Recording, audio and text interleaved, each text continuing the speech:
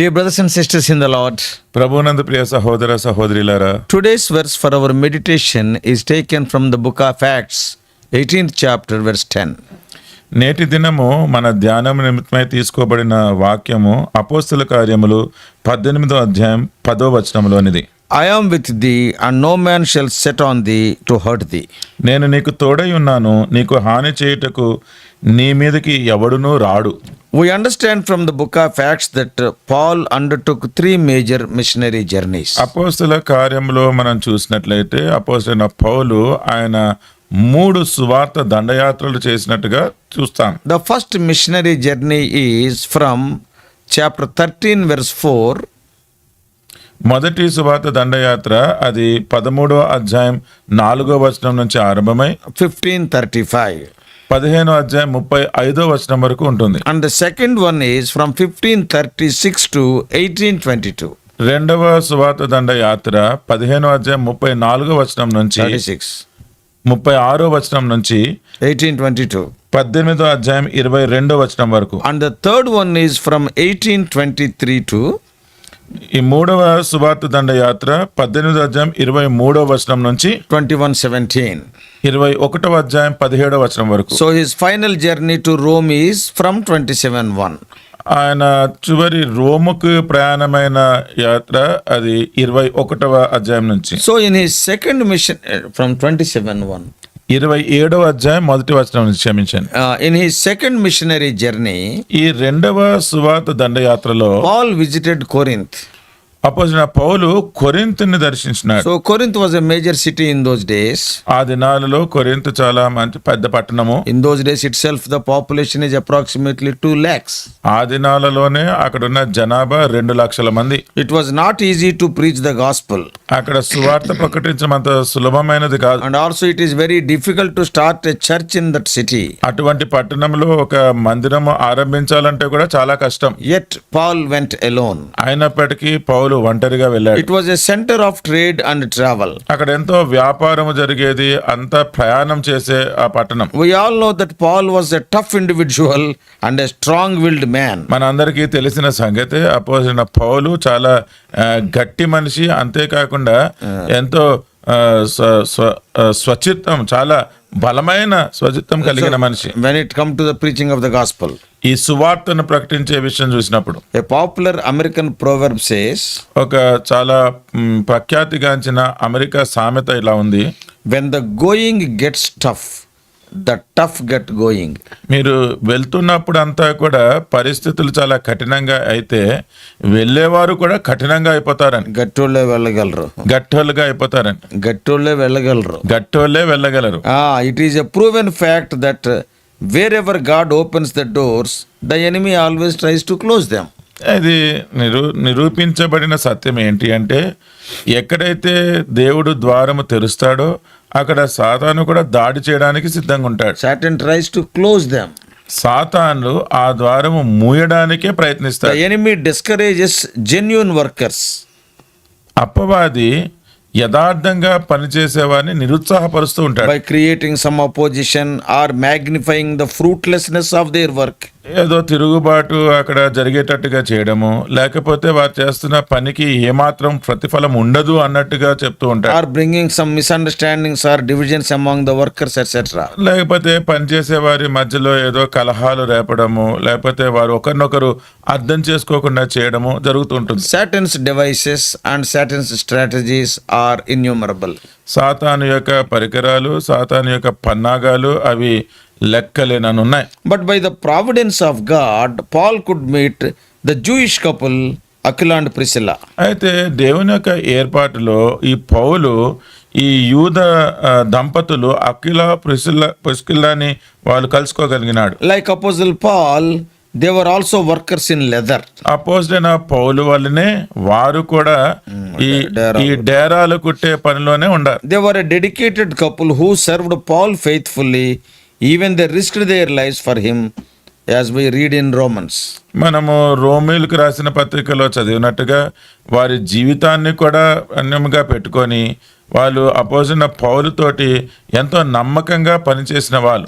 Romans 16 3 and 4. రోమిలకు రాసిన పత్రిక 16:3-4లో And Paul is writing, ఇక్కడ పౌలు రాస్తున్నాడు, Greet Priscilla and Aquila, my helpers in Christ Jesus, who have for my life laid down their own necks, unto whom not only I give thanks, but also all the churches of the Gentiles. క్రీస్తు యేసునందు నా జత పని వారైన ప్రిస్కిల్లకును అకులకును నా వందనములు చెప్పుడి. వారు నా ప్రాణము కొరకు తమ ప్రాణములను ఇచ్చుటకైనను తెగించిరి, మరియు వారి ఇంట ఉన్న సంగమునకును వందనములు చెప్పుడి. నేను మాత్రము కాదు, అన్యజనులోని సంఘము వారందరూ వీరికి కృతజ్ఞులై ఉన్నారు. It is always a great blessing to have such companions in God's work. అటువంటి జత పనివారు దేవుని పని చేసేటప్పుడు ఉండడము అది గొప్ప ధన్యత. As we just now saw, ఇప్పుడే మనం చూసినట్టుగా whenever God is blessing our ministry and adding souls, ఎప్పుడైతే దేవుడు మన పరిచర్యను దీవించి ఆత్మలను చేరుస్తూ ఉంటాడో, you can expect increased and intense opposition. మనము దానికి చాలా తీవ్రమైన తిరుగుబాటును కూడా మనము చూడొచ్చు. When opportunities increase, opposition also increases proportionally. తరుణములు ఎప్పుడైతే ఎక్కువ అవుతూ ఉంటాయో తిరుగుబాటు కూడా అదే విధంగా ఎక్కువ అవుతూనే ఉంటుంది. The enemy becomes furious when we invade his territory. ఎప్పుడైతే మనము శత్రువు యొక్క సామ్రాజ్యంని ఆక్రమిస్తూ ఉంటామో ఈ శత్రువు ఎంతో ఉగ్రుడు అయిపోతూ ఉంటాడు. Such opposition is usually a proof that God is at work. అటువంటి తిరుగుబాటు దేవుడు మన పనిలో ఆయన సహాయపడుతున్నాడు అన్న దానికి రుజువు. Therefore, never get discouraged. అందుకనే ఎప్పుడు కూడా నిరుత్సాహం చెందవద్దు. Such opposition ought to encourage us and must make us stronger in our faith. అటువంటి తిరుగుబాటు అది మనల్ని ఇంకా ప్రోత్సహించి మనల్ని విశ్వాసంలో బలపరచాలి. That's why man of God Dr. Van Weersby says, అందుకనే డాక్టర్ వాన్ బియస్ దైవజనుడు ఇలా అంటున్నాడు, faith simply means obeying God's will in spite of feelings, circumstances or consequences. విశ్వాసము అంటే మన పరిస్థితులు బట్టి ఏమి మనము ఎలాగా అనుభవిస్తున్నామో ఆ కారణాలను బట్టి కాకుండా ఉన్నది ఉన్నట్టుగా దేవుని నమ్మడం అని, and obeying the will of God. దేవుని యొక్క చిత్తానికి విధేయత చూపించడం. So we are called to walk by faith, work by faith, not by sight. అందుకనే మనము విశ్వాసము ద్వారా నడుచుకోవాలని, విశ్వాసము ద్వారా పనిచేయాలని కానీ మన వెలిచూపు వలన కాదు అని. And the service of the Lord is not easy. Let it be in any place. దేవుని సేవ చేయడము అది సులభమైనది ఏమి కాదండి, అది ఏ ప్రాంతమైనా సరే. If you are having an easy time in serving the Lord, మీరు గనక దేవుని సేవ చేయటంలో చాలా సౌఖ్యంగా ఉంటే, and you better carefully examine your life and check whether you are compromising in any aspect. జాగ్రత్తగా మీ జీవితాల్ని పరీక్షించుకొని ఏ విషయంలో అయినా కానీ ఈ లోకంలో రాజీ పడిపోతున్నారేమో ఒక్కసారి సరి చూసుకోవాలి. One pastor said to another pastor, ఒక పాస్టర్ గారు ఇంకో పాస్టర్ తోటి అన్నాడు, the other pastor is going through severe persecution for the gospel. ఈ సువార్త నిమిత్తమే ఆ ఇంకో పాస్టర్ గారు చాలా హింస గుండా వెళ్తున్నాడు. And this pastor said, ఈ పాస్టర్ గారు అంటారు, somehow Satan is not attacking me in my ministry. ఇంకో సాతాను నా పరిచయం మీద అయితే ఎటువంటి దాడి చెయ్యట్లేదు అన్నాడు. Then the suffering pastor replied, ఏ హింస గుండా వెళ్తున్నాడో ఆ పాస్టర్ ఆయన ఇచ్చిన జవాబు ఏంటంటే, when both are walking in the same direction, there won't be any encountering. ఇద్దరము ఇద్దరు సాతాను నువ్వు ఒకే దిశలో పోతుంటే, సాతాను నీవు గనక ఒకే దిశలో వెళ్తున్నప్పుడు ఎటువంటి ఎదిరింపు తిరుగుబాటు ఉండదు. So we better examine our ministry also if no trouble is there in your ministry. అందుకనే మనం చేసే పరిచర్య సేవలో కూడా ఎటువంటి సమస్య శ్రమ లేదు అంటే మనం ఒకసారి పరీక్షించుకోవడమే మేలు. So when Paul was facing difficulties, పౌలు ఎప్పుడైతే ఈ శ్రమల గుండా వెళ్తున్నాడో he received a wonderful promise from God. దేవుని దగ్గర నుంచి అద్భుతమైన వాగ్దానం అతను పొందుకున్నాడు. And as a result of that promise, he continued in Corinth for 18 months. ఆ వాగ్దానానికి ప్రతిఫలముగానే ఆయన కొరింథులో 18 నెలలు గడిపినాడు. The Lord said, ప్రభు అన్నాడు, be not afraid. నేను నీకు భయపడకు. And it was a great promise which was given even to people like Abraham, Isaac, Jacob, Moses, Joshua, like that. Abraham, ఇస్సాకు, యాకోబు, లేకపోతే యెహోషువ వీరందరికీ కూడా దేవుడిచ్చిన గొప్ప వాగ్దానం అది. And if we study further today's promise, అక్కడ ఇంకా ముందుకొచ్చి నేటి వాగ్దానం గనుక చూస్తే in 18th chapter, 18వ అధ్యాయంలో in verses 9, 10, and 11. 9, 10, 11 వచనాలలో I want to mention 7 great truths from these verses for our own encouragement. ఈ 3 వచనాలలో నుంచి మన ప్రోత్సాహం కొరకు నేను 7 అద్భుతమైన ప్రోత్సాహకరమైన విషయాలు చెప్పగోరుతున్నాను. You can meditate them later. దాని తర్వాత మీరు ధ్యానించవచ్చు. Firstly, మొదటిది, be not afraid. నీవు భయపడక. That speaks of his promise. అది ఆయన వాగ్దానం గురించి చెప్తుంది. Secondly, రెండవది, speak. మాట్లాడుము. That speaks of his commission. అది ఆయన చేయవలసిన పని గురించి చెప్తుంది. And thirdly, మూడవది, hold not thy peace. మౌనముగా ఉండకుము. That speaks of his encouragement. ఆయనని ప్రోత్సహించడం గురించి చెప్తుంది. Fourthly, నాలుగవది, I am with thee. నేను నీకు తోడై ఉన్నాను. Speaks of his presence. తన సన్నిధి గురించి మాట్లాడుతుంది. Fifthly, ఐదవది, no man hurt thee. నీకు హాని చేయుటకు నీ మీదకి ఎవడును రాడు. Speaks of his protection. తన సంరక్షణ గురించి మాట్లాడుతుంది. Sixthly, ఆరవది, I have much people. నాకు బహు జనము ఉన్నందున. And what does it mean? దాని అర్థం ఏంటి? It speaks of the fruits. అక్కడున్న ప్రతిఫలం గురించి మాట్లాడుతుంది. Seventhly, ఏడవది, he continued there. ఆయన అక్కడ కొనసాగినాడు. That speaks of Paul's obedience.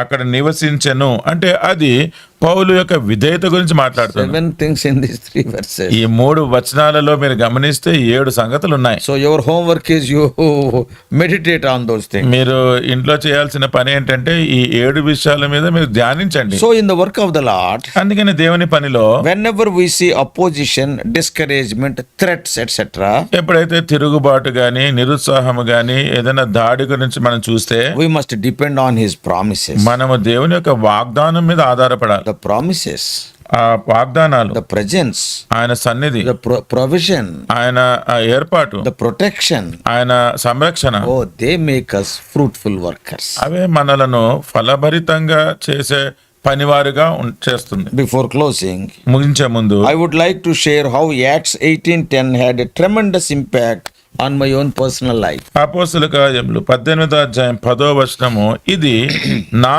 స్వంత జీవితంలో ఎంత గొప్ప ప్రభావం చూపించిందో అది మీతో పంచుకోవాలని I ఆశిస్తున్నాను. joined a government job in Hyderabad in August 1982.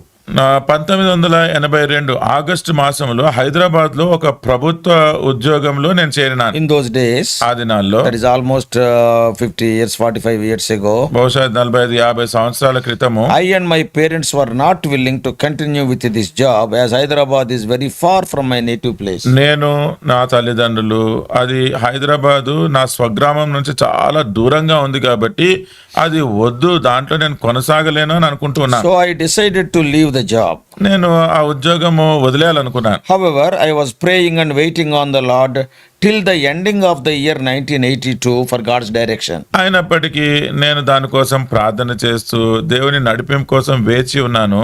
ఆ 1982 సంవత్సరము ముగింపు వరకు కూడా అలా ప్రార్థనలో ఉండినాను. I asked the Lord to speak to me ప్రభువా నాతో మాట్లాడమని నేను ప్రభువుని ప్రార్థించాను. through the yearly individual promise. సంవత్సరంలో మనం తీసుకునే వ్యక్తిగతమైన వాగ్దానముతో మాట్లాడమని Whether I కోరాను. should continue in that job or quit that job. ఆ ఉద్యోగంలో నేను కొనసాగాలా లేక నేను ఆ ఉద్యోగాన్ని విడిచిపెట్టాలా? I was in the early days of my Christian life as I was born again in November 1981. 1981 సంవత్సరము నవంబర్ మాసంలో అప్పుడే నేను మారు మనసు పొంది తిరిగి జన్మించినాను. నా క్రైస్తవ జీవితంలో అవి ఆరంభ దినాలు. And this job I got in August 82, that is maybe in 10 months. 10 నెలలలోనే అంటే 1982 సంవత్సరం ఆగస్టు మాసంలో ఈ ప్రభుత్వ ఉద్యోగం వచ్చింది. In one word, I was in my first love with God. ఒక మాటలో చెప్పాలంటే నేను దేవునితో మొదటి ప్రేమలో ఉన్నాను. That means అంటే దాని అర్థం asking God for his guidance for every small and big matter. ప్రతి చిన్న విషయమే గాని పెద్ద విషయమే గాని దానికోసం దేవుని యొక్క నడిపింపు సహాయం కోరుతూ ఉండినాను. So 1982 December 31st came. 1982 సంవత్సరం డిసెంబర్ 31వ తారీఖు వచ్చింది. On the early hours of the new year 1983, 1983వ నూతన సంవత్సరం ప్రారంభ గడియల్లో I was praying so much to speak to me whether to continue in the job or not through the promise. నేను వాగ్దానము తీసుకొని ప్రభువా ఆ వాగ్దానం ద్వారా నేను ఈ ప్రభుత్వ ఉద్యోగంలో కొనసాగాల విడిచిపెట్టాలా అన్నది మాట్లాడమని ప్రార్థన చేస్తున్నాను. I am telling you very openly, మీతో నేను ఉన్నట్టుగా చెప్తున్నాను. for the last 43-44 years I am taking promise because I was born again in 81. 81వ సంవత్సరంలో నేను రక్షింపబడినాను గనక గతించిన 45-48 సంవత్సరాల నుంచి నేను ఈ వ్యక్తిగత వాగ్దానాలు తీసుకుంటున్నాను. I never prayed so concentratedly while taking baptism till today, which I prayed in 1983, January 1st. 1983వ సంవత్సరము జనవరి ఆ మొదటి గడియల్లో ఎంత తీవ్రంగా ప్రార్థన చేసినానో ఆ విధంగా మళ్ళీ ఇంకెప్పుడు కూడా అట్లా ప్రార్థన చేయలేదు. While taking the promise. ఆ వాగ్దానం తీసుకునేటప్పుడు Every year I am taking. ప్రతి సంవత్సరం వాగ్దానం తీసుకుంటున్నాను. That day I prayed like that I never prayed. కానీ ఆ దినం ఎలాగైతే ప్రార్థన చేసి వాగ్దానం తీసుకోవాలనుకున్నానో అలాగ మళ్ళీ చేయలేదు. To my surprise, నేను ఆశ్చర్యపోయేటట్టుగా today's promise is my individual promise on that day. ఆ దినము ఈ రోజు మనం చదువుతున్న ఈ వాగ్దానపు వచనమే అది నా వ్యక్తిగత వాగ్దానంగా వచ్చింది. What is it? ఏంటండి అది? Speak, I am with thee, I have much people in the city. మాట్లాడము, నేను నీకు తోడై ఉన్నాను. పట్టణంలో నాకు ఈ పట్టణములో నాకు బహు జనమున్నదని పౌలుతో చెప్పగా, this is the promise I got on that night. ఆ రోజు నాకు వచ్చిన వాగ్దానం ఇది. So it is so clear. ఇది ఎంతో స్పష్టంగా ఉంది. Stay in this city. ఈ పట్టణంలోనే ఉండు. So that promise made me to stay in Hyderabad for the last 44 years. గత 44 సంవత్సరాలుగా ఈ వాగ్దానమే నన్ను హైదరాబాద్ లో ఉండేటట్టుగా చేసింది. And God is proving that promise. దేవుడు ఈ వాగ్దానాన్ని నా జీవితంలో నెరవేరుస్తూ ఉన్నాడు. I want to tell to the young people mainly. ముఖ్యంగా యవనస్తులకి నేను చెప్పగోరుతున్నాను, build your lives on the promise of God, on the word of God. దేవుని యొక్క వాగ్దానముల పైన, దేవుని వాక్యము పైన మీ జీవితాలను కట్టుకోనండి. Don't depend on any other thing. ఇంకా వేరే వాటి మీద ఆధారపడద్దు. Don't depend on your bank balance. Me bank balance మీద ఆధారపడదు. Don't depend on somebody who is so influential. మీకంటే ఎంతో ప్రభావితం చెందిన వారి మీద మీరు ఆధారపడవద్దు. Don't depend on your degrees. మీ డిగ్రీల మీద ఆధారపడద్దు. దే ఆర్ గుడ్, అవన్నీ మంచివే, but all will fail you one day. కానీ ఒక రోజు అవన్నీ కూడా మిమ్మల్ని పడేస్తాయి. But one thing you have to remember, ఒక్కటి మీరు గుర్తుపెట్టుకోవాలి, heaven and earth will pass away, not the word of God. భూమి ఆకాశము గతించిపోను గాని ఆయన మాట మాత్రం గతించిపోదు. Build your life on the unchanging, infallible, sure, firm word of God. ఖచ్చితమైన, స్థిరమైన, మార్పు చెందని, ఎల్లప్పుడూ నిలిచి ఉండే దేవుని వాగ్దానముల మీద మీ జీవితాలను కట్టుకోనండి. That is building on the rock. అదే బండ మీద కట్టుకోవడం అంటే. విండ్స్ విల్ బ్లో, గాలి వీస్తుంది, రెయిన్స్ విల్ కమ్, వర్షం పడుతుంది, ఫ్లడ్స్ విల్ కమ్, వరదలు వస్తాయి, but the building will be safe. కానీ ఆ భవనం మాత్రం అలాగే ఉంటుంది. I tell to every young boy and young girl, ప్రతి యవన సహోదరికి చెప్తున్నాను, yes, build your life on the word of God, promise of God. దేవుని వాక్యము పైన, దేవుని వాగ్దానముల పైన మీ జీవితాలను కట్టుకోనండి. All will fail but not God. అన్నీ ఒకసారి ఓడిపోతాయి కానీ దేవుని వాగ్దానం ఓడిపోతుంది. So dear brothers and sisters, ప్రియ సహోదరులారా, my stay in Hyderabad is based on the word of God and 100% against my will and my parents will. నేను హైదరాబాద్లో ఉండడం అనేది అది కేవలము దేవుని వాగ్దానం మీదే ఆధారపడి ఉంది. అది నా స్వచిత్తము కాదు, అంతకంటే నాకు ఇష్టం లేదు, మా తల్లిదండ్రులకు కూడా ఇష్టం లేదు. So my dear brothers and sisters, అందుకనే ప్రియ సహోదరులారా, when you testify about Jesus or get involved in any ministry, మీరు యేసుక్రీస్తు ప్రభు గురించి సాక్ష్యము చెప్తూ ఏ సేవలో అయినా కానీ మీరు నిమగ్నమైనప్పుడు surely challenges and oppositions will be there. తప్పకుండా సవాళ్లు గాని తిరుగుబాటు గాని ఉంటుంది. But be encouraged by his promises. అయితే ఆయన వాగ్దానాలను బట్టి ప్రోత్సాహం పొందండి. His presence and protection will be there. ఆయన సన్నిధి, ఆయన సంరక్షణ ఉంటుంది. Go forward. మీరు ముందుకు వెళ్ళండి. We are called to continue but not to quit. మనము వదిలిపెట్టడానికి కాదు, ముందుకు కొనసాగడానికే పిలువబడ్డాం. May God bless you. దేవుడు మిమ్మల్ని దీవించును గాక. Let us pray. ప్రార్థన చేసుకుందాం. Loving heavenly Father, ప్రేమ కలిగిన పరలోకపు what తండ్రి, a joy it is, O Lord, to know when we build our lives on the word of God and they will stand firm. దేవుని వాక్యం పైన మా జీవితాల్ని కట్టుకున్నప్పుడు అవి స్థిరంగా నిలబడతాయి అని తెలుసుకోవడానికి ఎంత సంతోషకరమైన విషయం. We are so thankful unto thee for this written word of God. So many promises are there. మీరు మాకు అనుగ్రహించిన ఈ లేఖన భాగంలో కొరకు వందనాలు. ఎన్నో వాగ్దానాలు దాంట్లో వ్రాయబడి ఉన్నాయి. O Lord, the dear ones who are hearing, O Lord, they may build their lives on the sure foundation, the promise of God. ఓ ప్రభువా, ప్రియమైన వారు ఎవరైతే ఆలకిస్తూ ఉన్నారో వాళ్ళందరూ కూడా ఈ ఖచ్చితమైన ఈ దేవుని వాగ్దానాల మీద వారి జీవితాలు కట్టుకోవడానికి సహాయం చేయండి. Speak to us, O Lord. మాతో మాట్లాడండి ప్రభువా. In Jesus' precious name we pray. యేసుక్రీస్తు వారి ప్రశస్తమైన నామములో ప్రార్థిస్తున్నాము తండ్రి. Amen. Amen. God bless you all. Please subscribe for more spiritual messages to the YouTube channel John Victor Telugu Messages.